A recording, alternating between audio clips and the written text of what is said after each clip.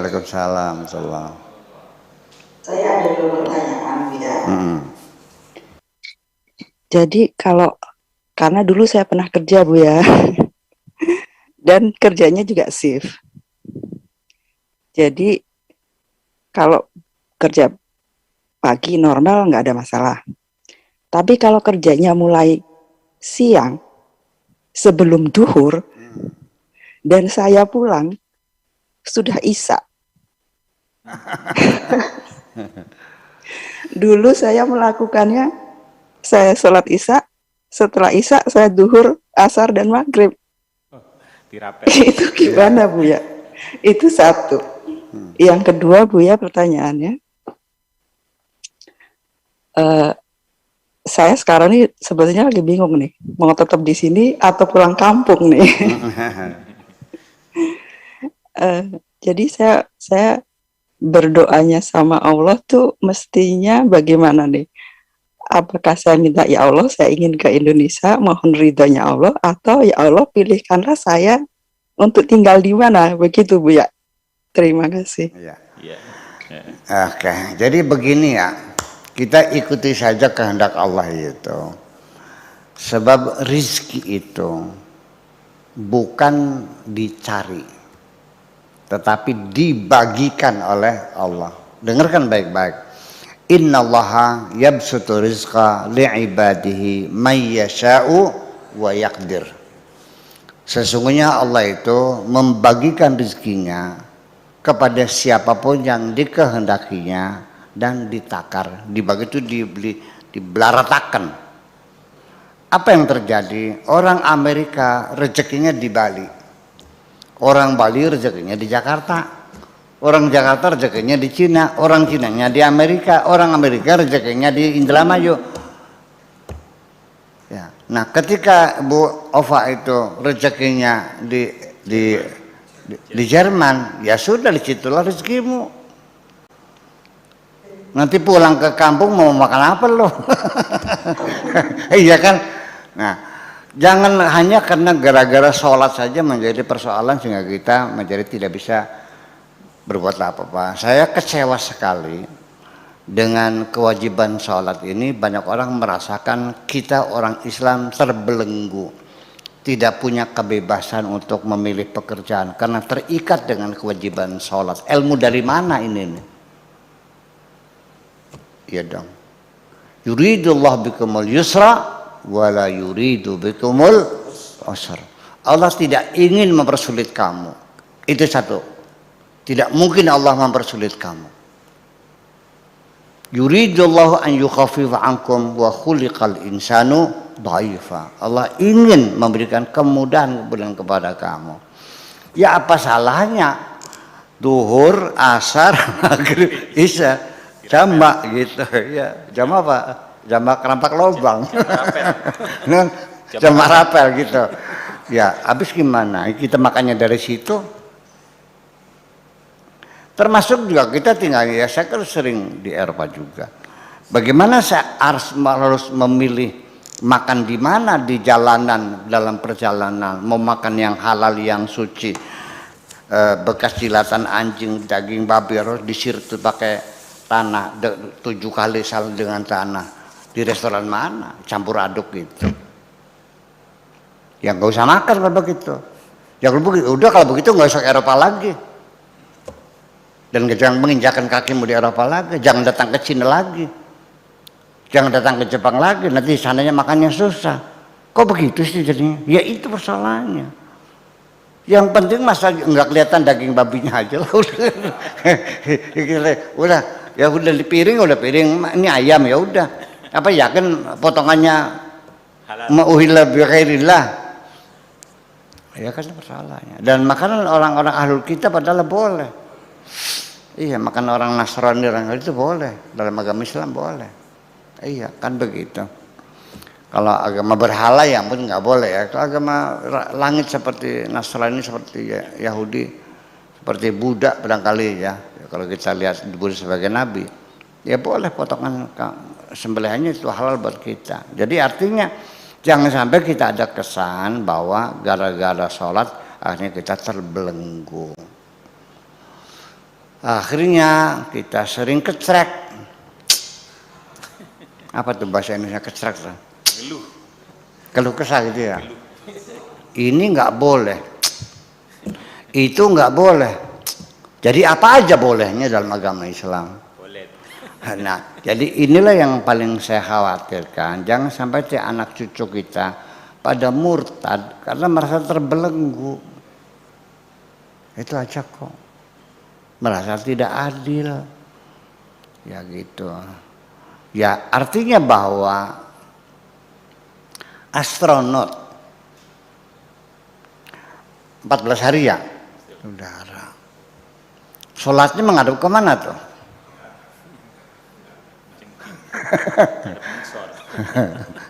Menghadap mana? Ya menghadap bumi. Ya di mana ya terserah mau nyebutar bagaimana kan begitu. Terus sholatnya gimana? Ya iya. Jadi artinya bahwa sholat dikerjakan dengan berdiri, dengan takbir, dengan ruku itu dalam keadaan normal. Iya, dalam keadaan perang ya lain lagi sholatnya, kan ada dalam Al-Qur'annya. Itu menunjukkan bahwa sholat dilakukan bagaimanapun bisa. Betul nggak? Sholat sambil nembak musuh bisa nggak? Ya bisa, kenapa tidak? Ya nembak manuk. Nah, saya memilih menunggu mesin, lebih sholatnya di jama, ya kan, daripada kamu sholat sambil sambil mengoperasikan mesin. Iya kan, itu pilihan. Ya boleh silakan Anda sambil sholat salli fatatuhri arba rakaatin muslim Allah berbismillahirrahmanirrahim arrahmanirrahim maliki yaumiddin sambil mesin boleh, silakan aja boleh. Kayak orang perang bisa gitu. Nah, jadi artinya bahwa begini. Ada teman saya, teman ngajinya pintar dulunya di pondok pesantren. Dia jadi supir PPD. PPD itu bus kota Jakarta ya. Nggak sholat dia tuh. Masa santri nggak sholat? Ya gimana sholatnya? Ya kalau ngambil mobilnya jam 2 siang sampai jam 10 malam. Lo gimana sholatnya? Masa mandek dulu di trotoar. Sayanya sholat asar dulu. Nanti mandek lagi sholat maghrib. Saya terangkan, sebelum jam 2 itu kamu sholat zuhur dulu, asarnya ditarik, namanya sholat jamaah takdim. Terus silakan kamu Cilitan Tanjung Priok, trayeknya tuh dia tuh, Cilitan Tanjung Priok. Terus ya nanti kalau sudah selesai, taruh busnya di depot lagi, kamu pulang sampai rumah sholat isya, terus jamaah takhir sholat maghrib. Sampai kapan sholat begitu? Pertanyaan dia. Saya tanya lagi, sampai kapan kamu jadi supirnya? Iya. Sampai kapan? Ya sampai kapan jadi supirnya? Ya 10 tahun lagi, ya 10 tahun lagi, nggak ada masalah. Sudah pensiun ya baru kamu sholat normal. Bagaimanapun kamu berkewajiban ngasih makan anak dan istri. Iya, jangan sampai gara-gara sholat akhirnya kamu tidak bisa makan. Ilmu dari mana itu? Ya kan begitu persoalannya. Nah itu, jadi ini satu sendiri, jadi satu sisi saya ingin mengatakan mudah-mudahan Allah ampuni saya dan mungkin ini benar, mungkin ini salah, tapi saya ada sedikit pemahaman saja. Ini sholat ini menjadi panglima, seolah-olah tuh segala-galanya bahwa beragama itu ya sholat, karena as-sholatu imaduddin, faman aqamaha faqad madin, wa man tarakaha faqad hadamadin. Sholat itu tiang agama. Barang siapa mendirikan sholat berarti mendirikan agama. Orang yang meninggalkan sholat berarti menghancurkan agama.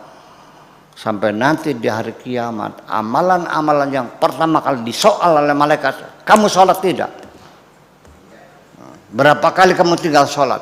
Sebelum sedekah, sebelum haji, sebelum berbakti orang tua, sebelum berkarya, sebelum penelitian. Jadi berpuluh-puluh tahun matang sampai melotot mempelajari virus dalam ilmu virologi, itu nggak dilihat semuanya, langsung sholatnya ditanyakan. Bayangkan, ngajar Pak Afkar setiap hari sampai ngurusin anak, nggak dilihat, sholatnya nggak, langsung sholat. Inna awwala ma yuhasabu bil mar'u yaumal qiyamah as-sholatu. Jadi menjadi dipanglimakan sendiri, ya kan, segala-galanya sholat. Sholat agama itu ya sholat itu.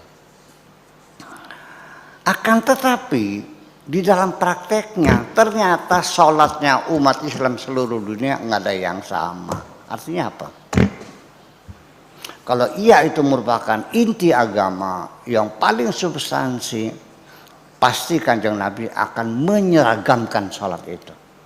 Mesti akan dikumpulkan sahabat, dilatih bersama kayak paskibra. Maju jalan, gerak. Sampai hormat bendera saja kurang miring, dilurusin ini, begini caranya. Betul nggak? Ternyata dari hormat Allah saja, Allah ada di atas kepala. Ada yang jempolnya di atas telinga, Allah. Ada yang di bawah telinga, ada yang jelek kipak begini ada yang digoyang, goyang-goyang. Ada yang Allahu Akbar. Ada yang sedekah. Berarti diabaikan. Ketika pelaksananya beraneka ragam, berarti ada arahan nggak di sini? Itu persoalannya. Itu mudah-mudahan mengerti. Jadi nanti pada pokoknya mah bukan ahwalnya, bukan qiraatnya, bukan afalnya, tapi kondisi hati kita ketika menghadap Allah. Ya, ketika kita bersimpu di hadapan Allah, itulah kualitasnya adalah kekhusyuan itu. Itu terserah kamu mau baca Fatihah, mau baca basmalah, mau baca kulhu saja, mau baca Fatihahnya dengan keras dan sebagainya. Sebab nanti di dalam kenyataannya sendiri, di dalam sholat sendiri, itu kita cocokkan dengan petunjuk Al-Quran, jauh berbeda kok. Udah baca Fatihahnya pakai speaker, ya, mendengung kemana-mana, Alhamdulillahirabbil alamin, udah dipotong-potong, Ar-Rahmanir-Rahim, berhenti lagi, Maliki Yaumiddin, yang dilarang berhenti ya berhenti, itu sudah beda. Apa benar baca sholat dengan suara keras seperti itu? Lihat Al-Qurannya. Wala tajar bis salat, wala tajar bis salatika, wala tukhafit biha, wabtaghi baina dzalika sabila. Jangan membaca terlalu keras, jangan terlalu pelan.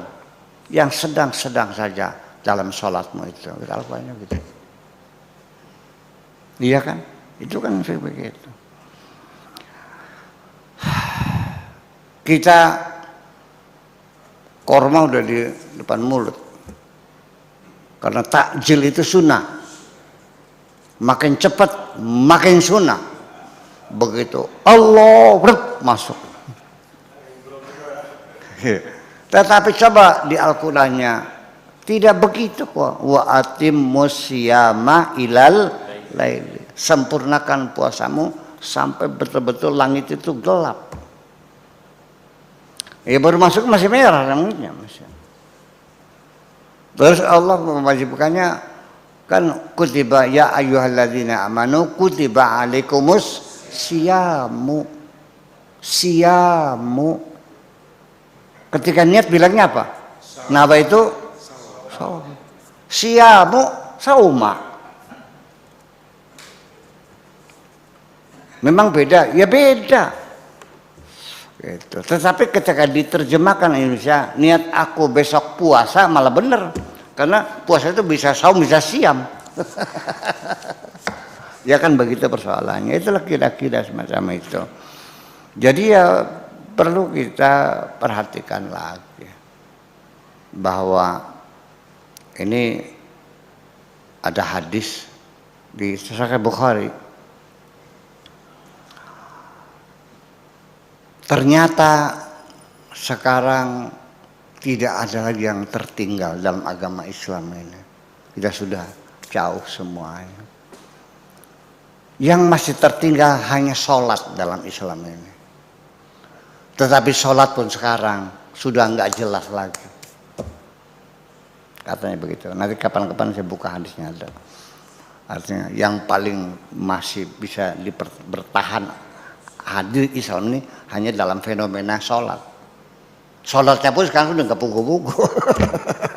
Iya, yang ada boro-boro berjamaah malah berpisah dan tidak boleh berjamaah dan menganggap sholatnya tidak sah. Ini bid'ah, ini bid'ah, ini bid'ah dan sebagainya. Yang benar mana? Ya masing-masing aku benar. Saya bersalah. Oke, saya kira begitu saja.